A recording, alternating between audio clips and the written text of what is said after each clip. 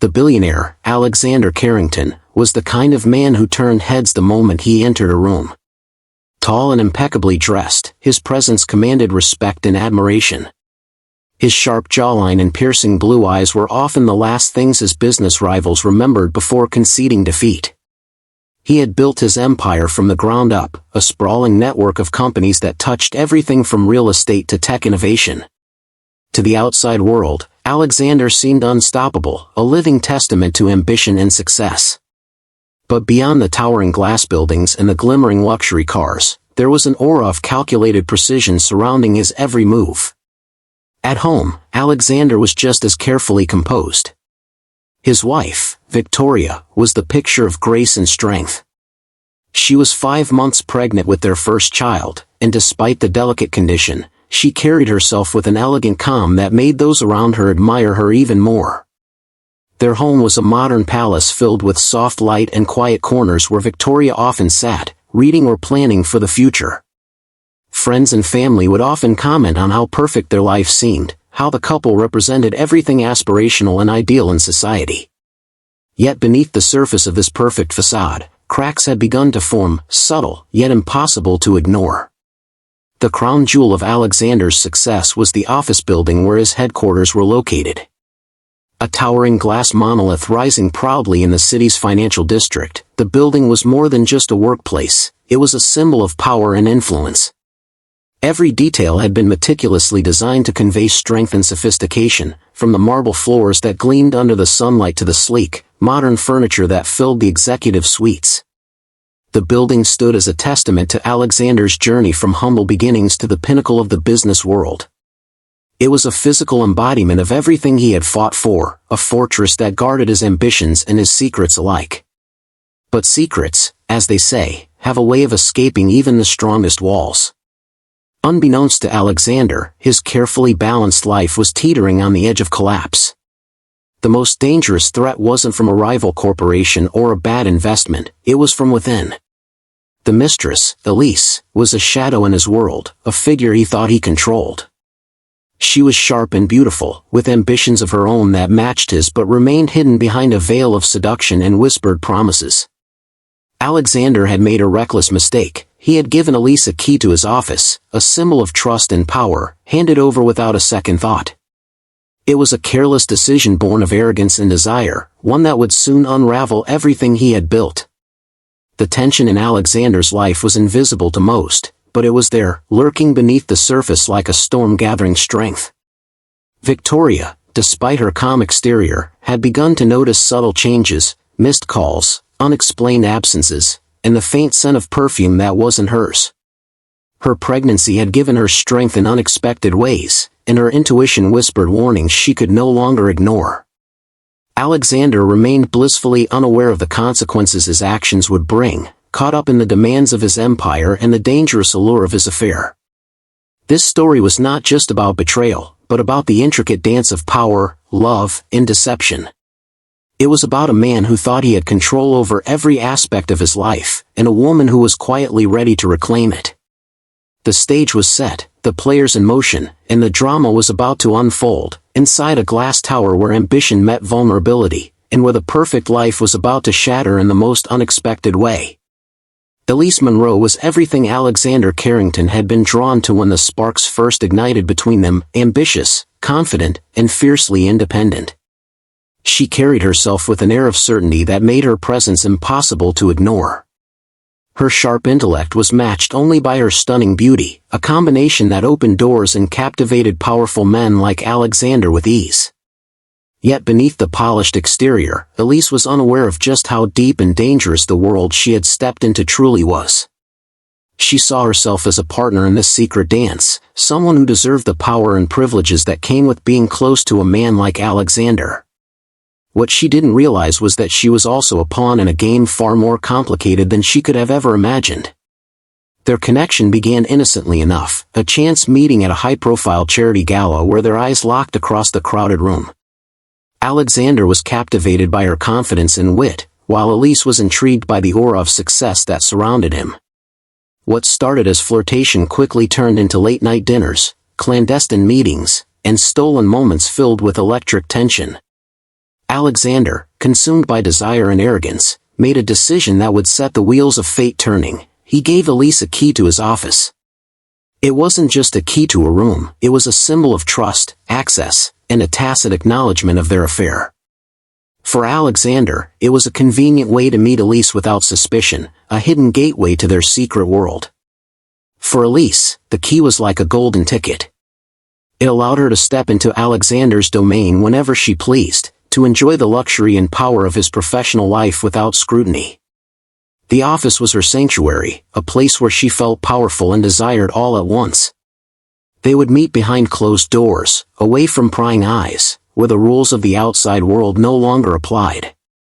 In those moments, Alexander and Elise existed in a bubble of passion and dominance, each trying to assert control while surrendering to the intoxicating pull between them.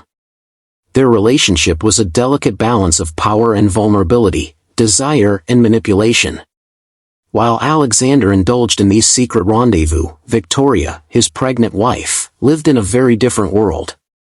Her days were filled with quiet anticipation and dreams for the future, a hopeful vision of a family growing stronger despite the challenges ahead.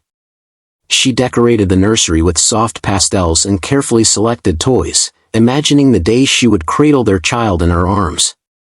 Her pregnancy had softened her in some ways but also strengthened her resolve.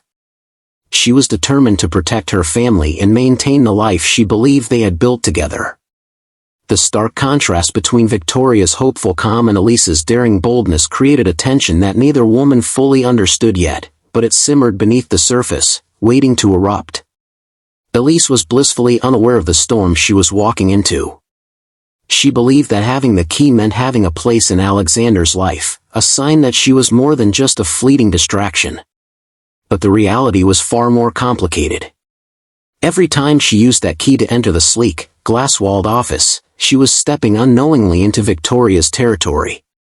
What Elise did not know was that Victoria held a secret power far beyond her own imagination.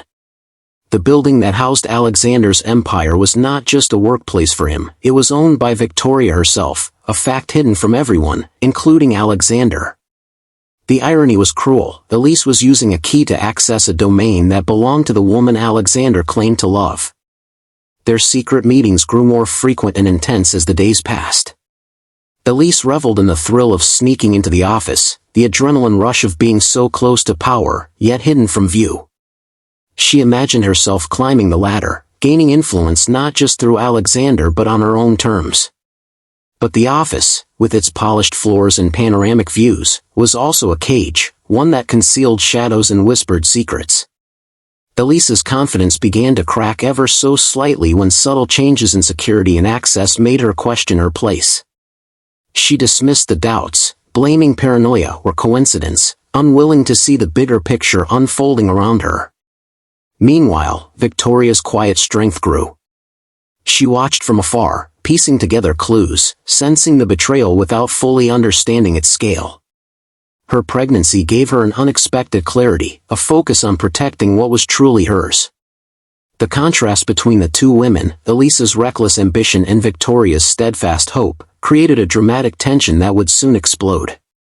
What began as a simple affair was about to spiral into a complex battle for power, love, and control, all within the walls of the very building that symbolized everything Alexander thought he owned.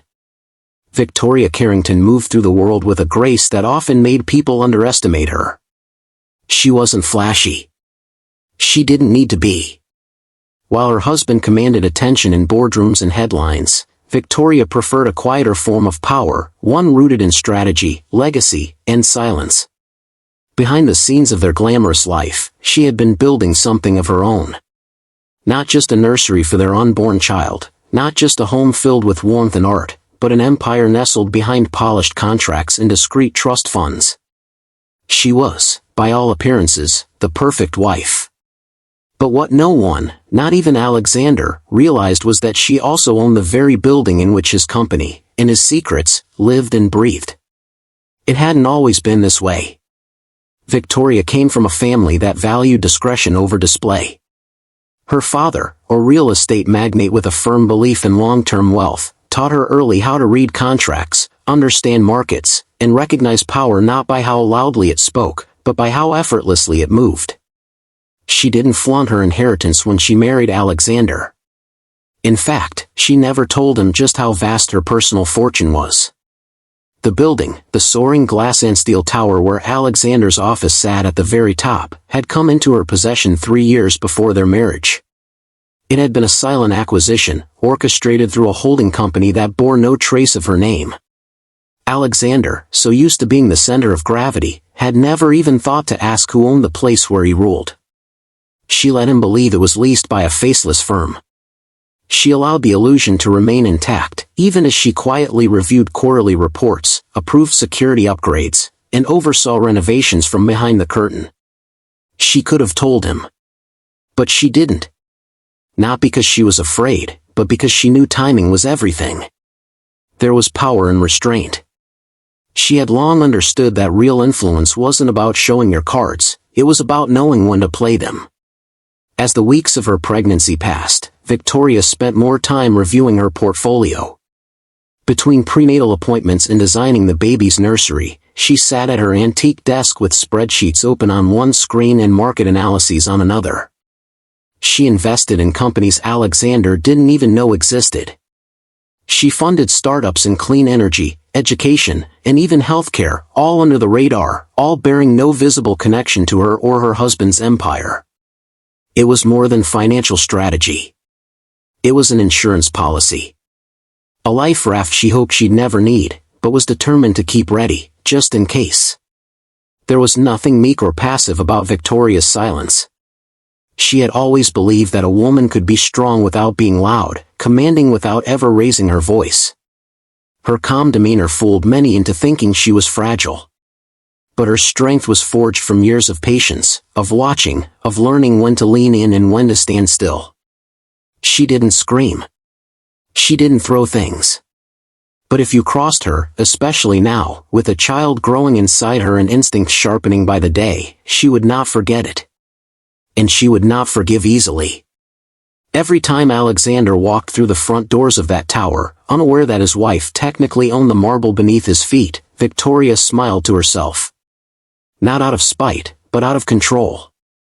She had given him the illusion of dominance, and he had accepted it gladly, never thinking to question it. That kind of blind confidence could only be afforded by someone who had never felt threatened.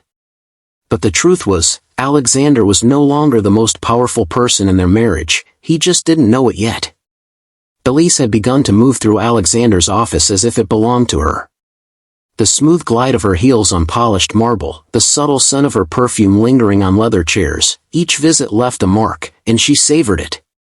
With the key he had given her, she came and went as she pleased, slipping past the main lobby after hours or during long business lunches, confident that no one would question her presence. After all, who would stop a beautiful woman walking purposefully into the executive suite of the building's top floor? In her mind, she was no longer just the mistress. She was becoming part of the inner sanctum, part of his world. She spent long afternoons lounging on his velvet couch, flipping through contracts she didn't fully understand, fantasizing about a future where she wouldn't need to sneak in at all. Sometimes she wore his shirts, sitting at his desk and pretending she was already there by right. There was a thrill in it, a kind of unspoken claim she felt she was making every time she stepped through that door. Elise wasn't just enjoying the affair, she was studying the environment, assessing her position, imagining how she could make herself permanent in Alexander's life. The office was her stage, and she performed on it with a boldness she hadn't earned, but fully believed she deserved. On one particular day, Elise arrived unannounced, as she often did. She dropped her handbag on the couch and poured herself a glass of wine from the small bar cabinet near the bookshelves. She looked out over the skyline and smirked, the city stretching beneath her like it was hers to command. That's when she began rifling through Alexander's drawers, nothing serious, just curiosity cloaked in entitlement. She found a monogrammed pen she liked and slipped it into her purse. Later, she left her scarf on the back of his chair, an unconscious trail of breadcrumbs marking her invisible presence. It never occurred to her that someone else might be watching, or that this fortress of glass and steel didn't belong solely to Alexander. Downstairs, Victoria arrived for an unscheduled visit. She had come to the building to meet with the property management team about a routine structural update, but she didn't announce it to her husband. There was no need. Her name was in the files the staff never questioned, and her authority, though discreet, was absolute. Wearing a flowing cream maternity dress and low heels, Victoria moved through the lobby with her usual composure. She smiled politely at the concierge and took a private elevator up one floor below Alexander's suite. She had no intention of seeing him today. Her business was strictly building-related.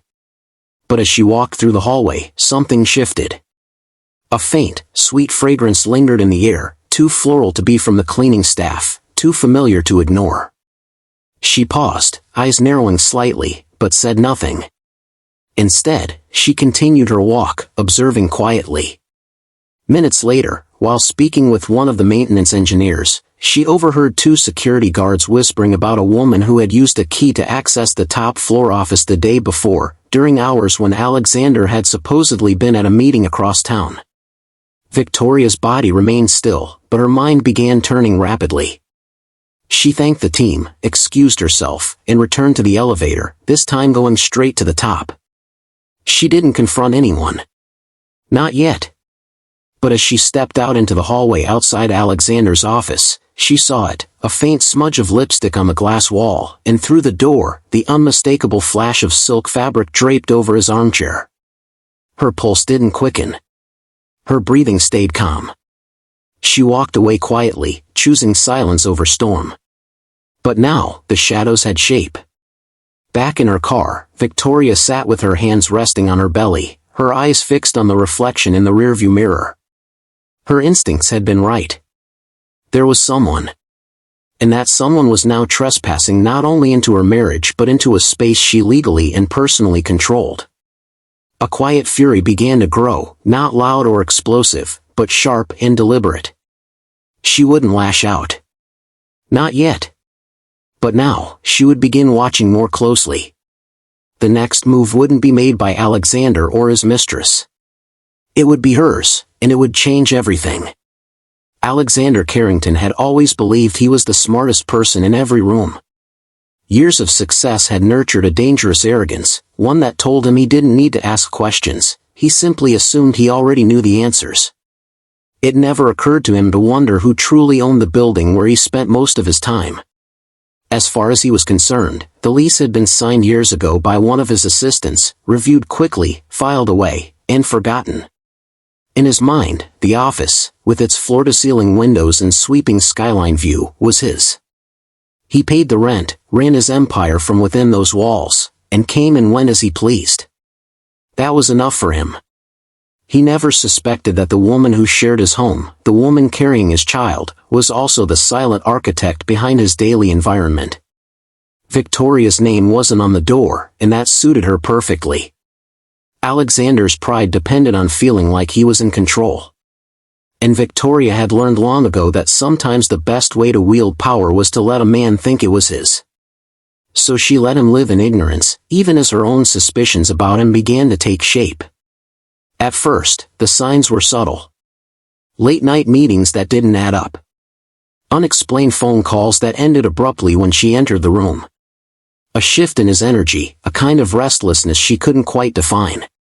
Victoria wasn't the type to jump to conclusions. She watched. She waited.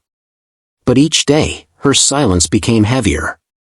She could feel something slipping through the cracks of their marriage, and the more she observed, the more certain she became. There was another woman.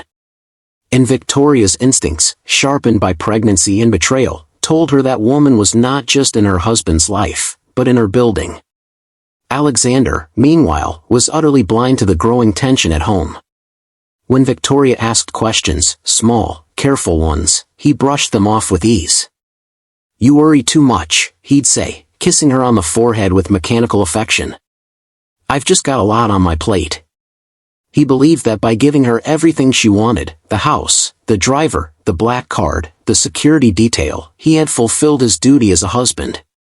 He didn't see her watching him across the breakfast table with eyes that no longer held warmth, but strategy. He didn't notice the way she paused before responding, calculating every word. His focus was elsewhere, entirely absorbed by his work and Elise.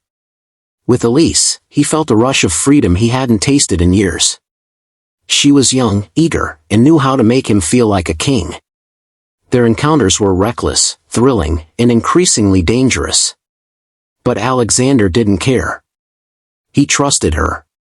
He believed she knew how to keep things discreet. When he gave her the key to his office, it wasn't out of love, it was out of convenience and control. Or so he thought.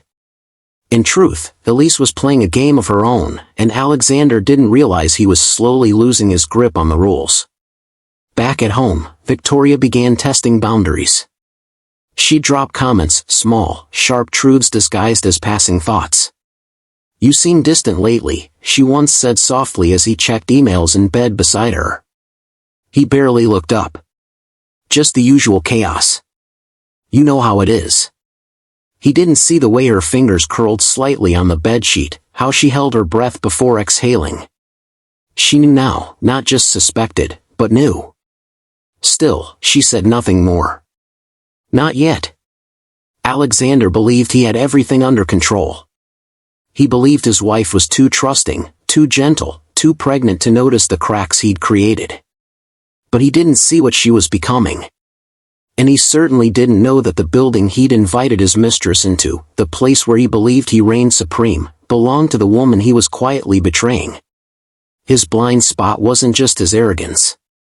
It was underestimating the woman he had married. Victoria didn't need screaming matches or dramatic confrontations to expose the truth. She preferred silence, controlled, strategic silence. It was in that stillness that she began assembling the pieces, one by one. Her instincts had been whispering for weeks, but now the whispers turned into undeniable clues. She started with the building's security logs. As owner, she had full access, though no one suspected she would ever use it. With a few discreet commands, she pulled visitor entry data, watched timestamps, reviewed elevator footage. And there it was, Elise. Over and over again. Different outfits, different times of day. Always entering through the executive access point, always heading toward Alexander's office. The footage revealed more than she anticipated.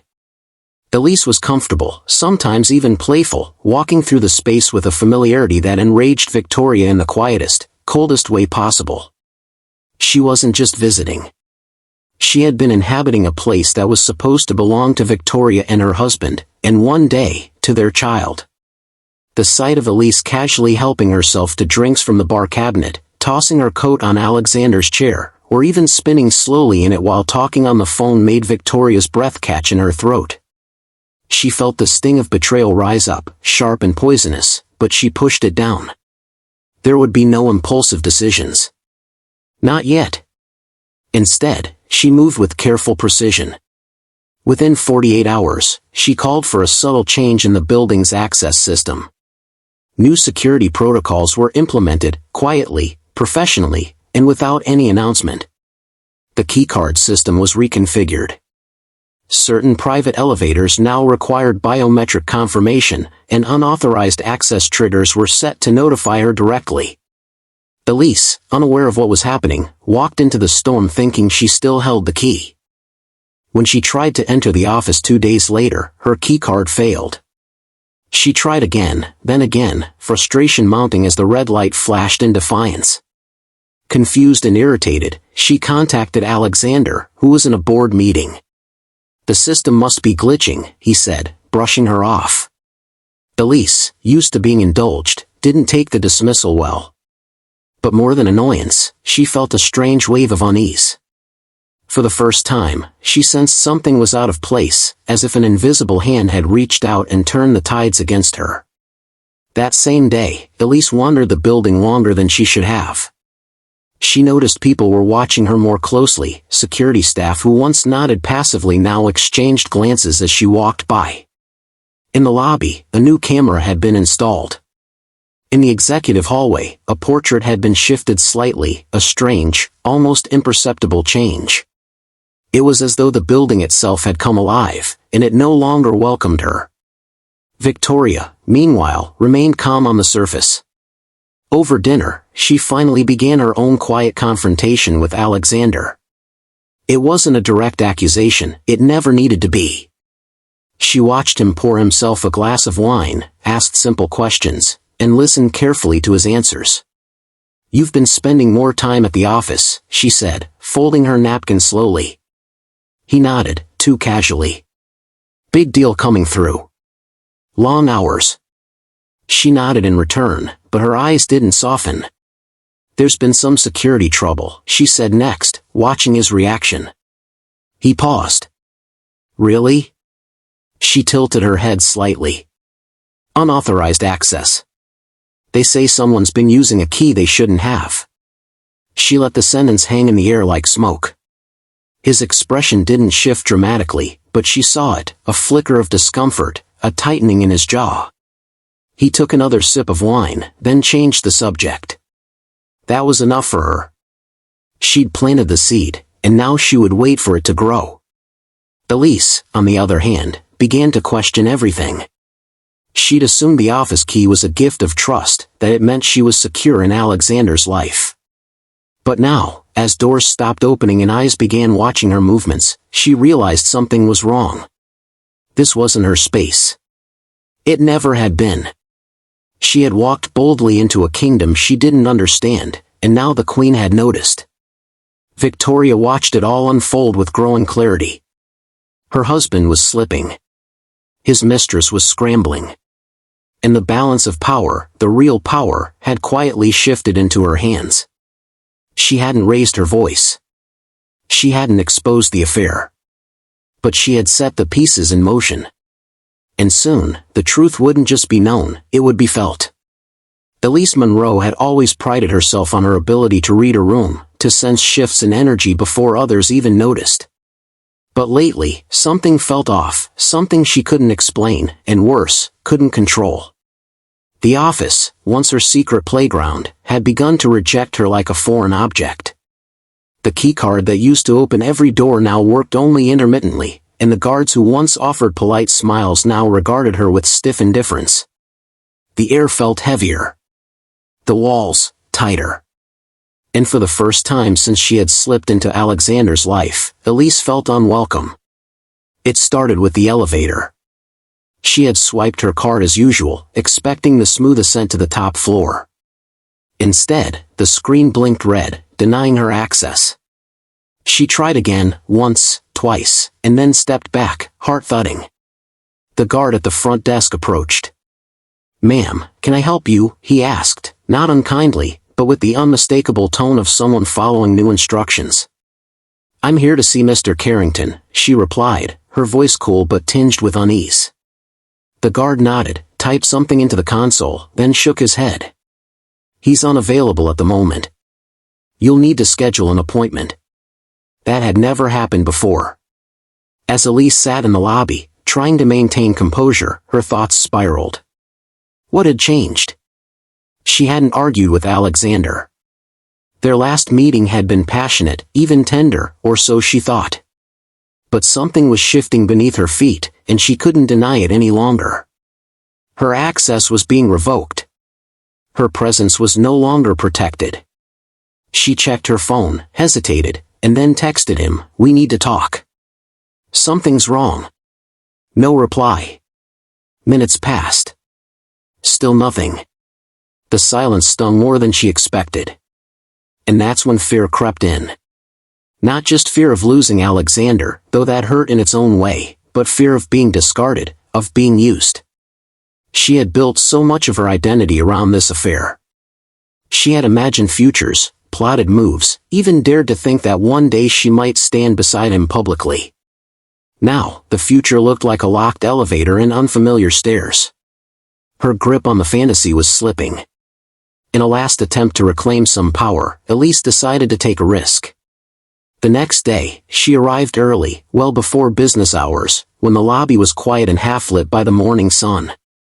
She used her key again, hoping the system hadn't been updated completely. To her surprise, it worked, one final mercy. She rode the elevator to the executive floor, her heels clicking defiantly on the marble as she entered Alexander's office. She moved quickly, opening drawers, checking schedules, scanning his desktop. If her time here was ending, she wanted something, a message, a memory, a holdover of power she could use. But what Elise didn't know was that she was no longer invisible. A hidden notification pinged quietly in the building's security system the moment her card activated the door.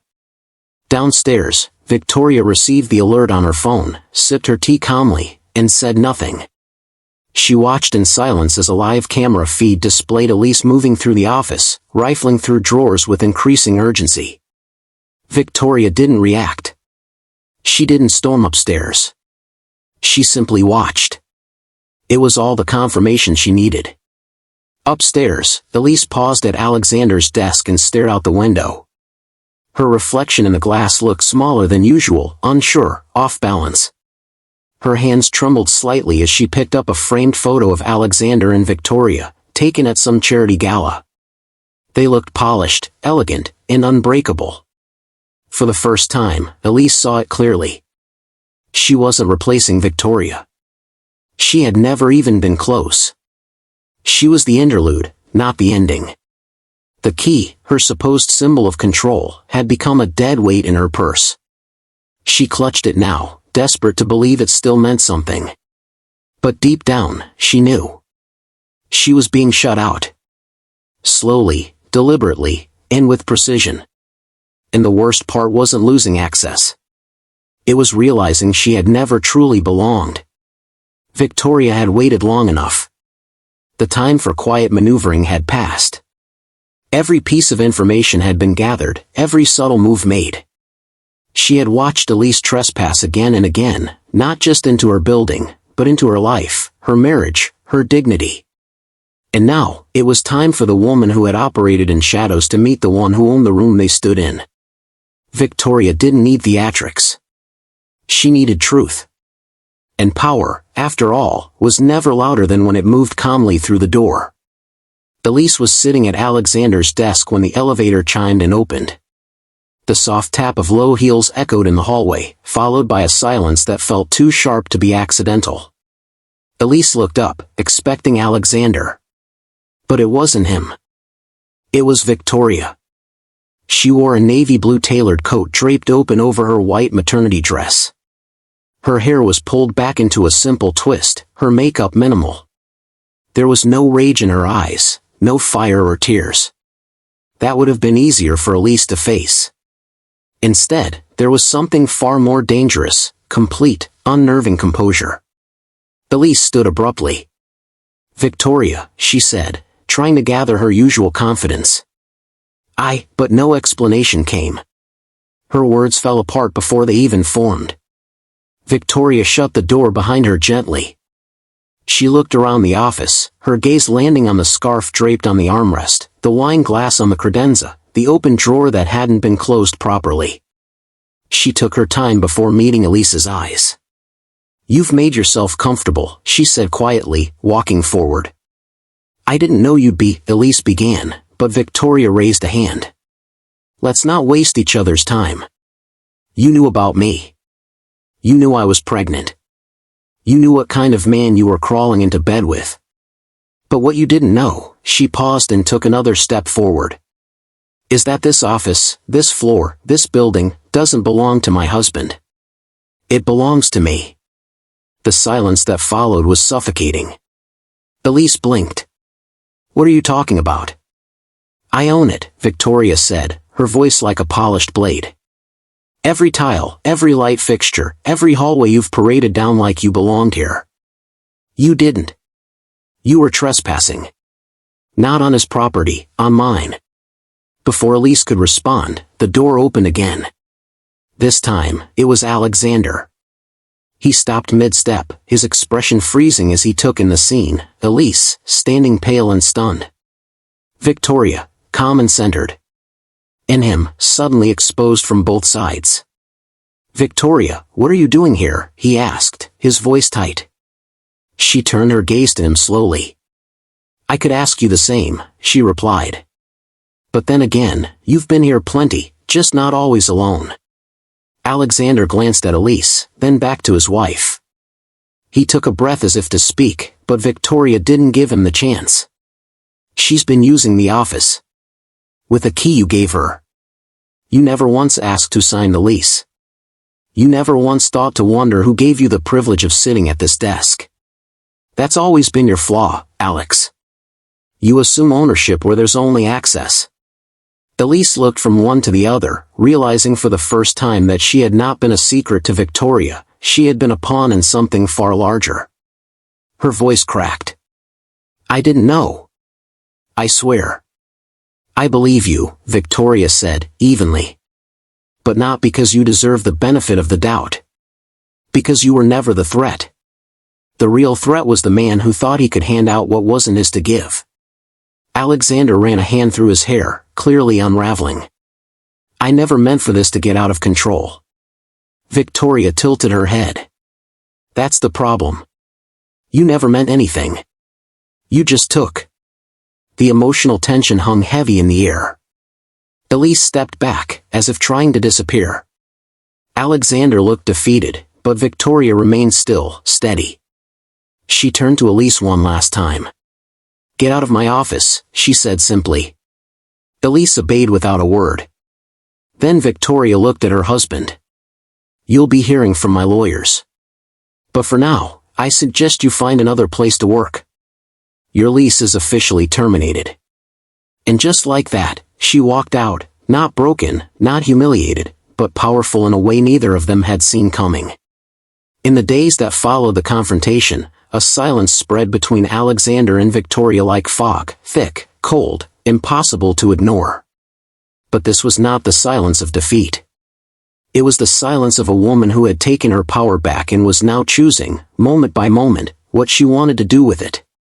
Victoria had reclaimed her voice without ever raising it. She didn't need vengeance, she didn't need drama. What she needed, and what she now possessed, was clarity. She returned to her routines with a newfound sense of control. Her meetings with investors no longer existed in the shadow of her husband's name. She stepped forward as the public face of her real estate empire for the first time. When she walked into boardrooms, she didn't come as Alexander Carrington's wife, but as the strategic, visionary owner who had quietly built and maintained one of the most profitable commercial portfolios in the city. The respect was instant, not because of her connection to Alexander, but because of what she had done while no one was watching. At home, Victoria made no declarations. She didn't throw out his clothes or change the locks. She simply moved through the space as if she had already outgrown it. The nursery was still being finished, and every book she placed on the shelf, every piece of furniture she adjusted, became an act of reclaiming, not just of her home, but of her future. She spoke to her baby in soft tones while painting tiny stars on the walls, telling her child stories not of heartbreak, but of resilience. Alexander, by contrast, was unraveling. His empire remained intact, but he was no longer its anchor. He hadn't expected Victoria to respond the way she had. He had always admired her calm, but he had underestimated the fire beneath it. Now, he saw it clearly, and he couldn't look away. He felt the weight of what he'd lost pressing against his chest at night when she turned her back to him in bed. He wanted to apologize, but he didn't know how to repair something he had broken so completely. He began to show up late to work, distracted and unsure.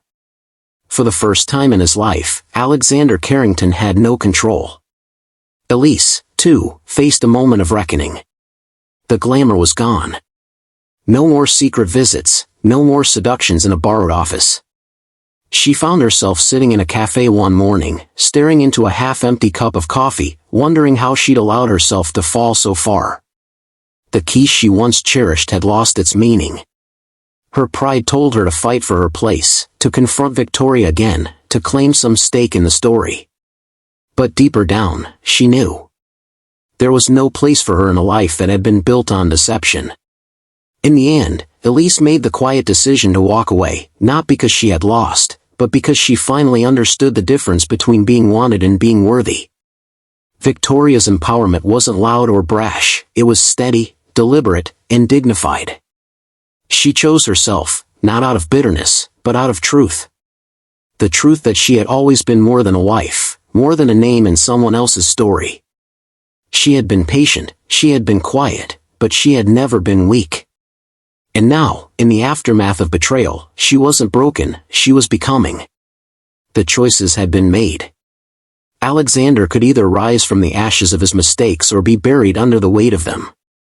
Elise could start over, wiser now. In Victoria, she would move forward not as someone who had survived a betrayal, but as someone who had transformed because of it. Her dignity had not only survived, it had grown stronger.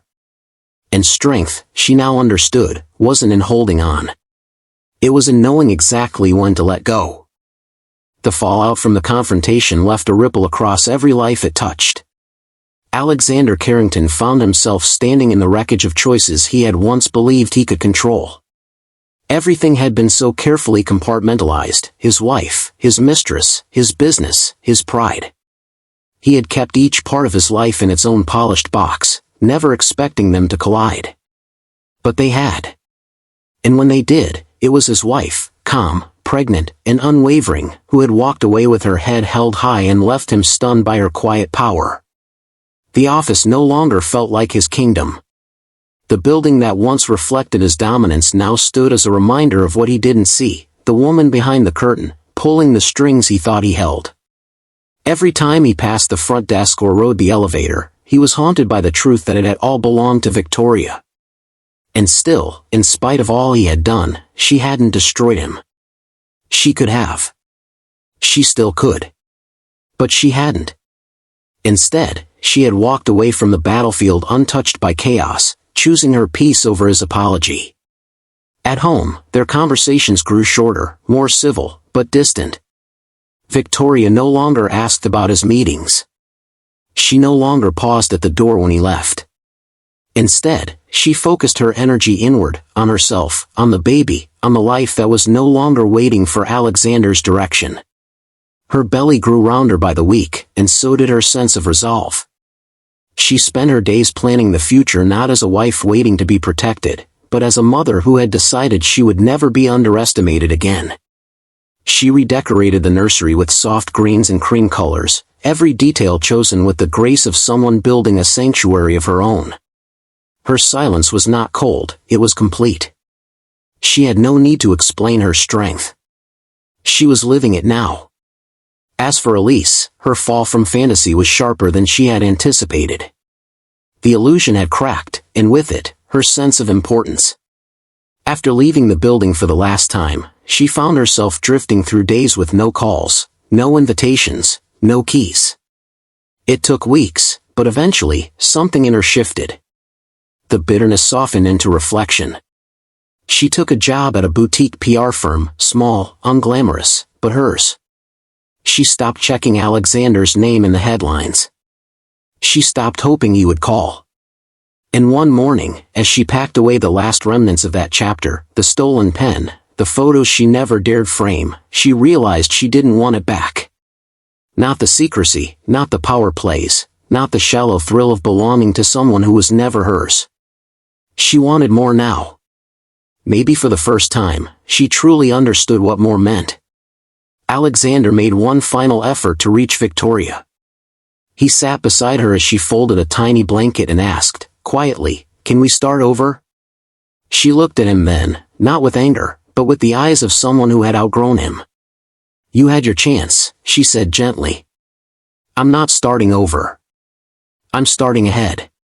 There was no cruelty in her voice, only truth. And so, the chapter closed, not with a slammed door, but with a calm departure. Alexander was left to rebuild what he could, not just in business, but in the hollow spaces inside him that power had never been able to fill. Elise disappeared from his world entirely, her silence a kind of answer in itself. And Victoria, luminous and grounded, stepped into motherhood not as a broken woman, but as one reborn. The betrayal had wounded her, but it hadn't defined her. It had revealed her strength, her patience, her power. In the end, trust had been broken, but something unexpected had been born from it: freedom. And sometimes, the strongest beginning comes only after everything else has fallen away. They say power is loud, that it's built on force, on anger, on triumph over someone else.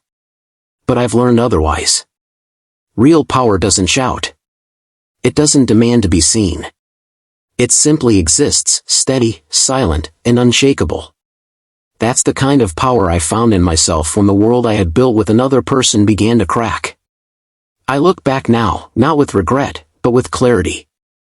I was betrayed, not just by a man I trusted, but by the version of myself that kept believing he would change.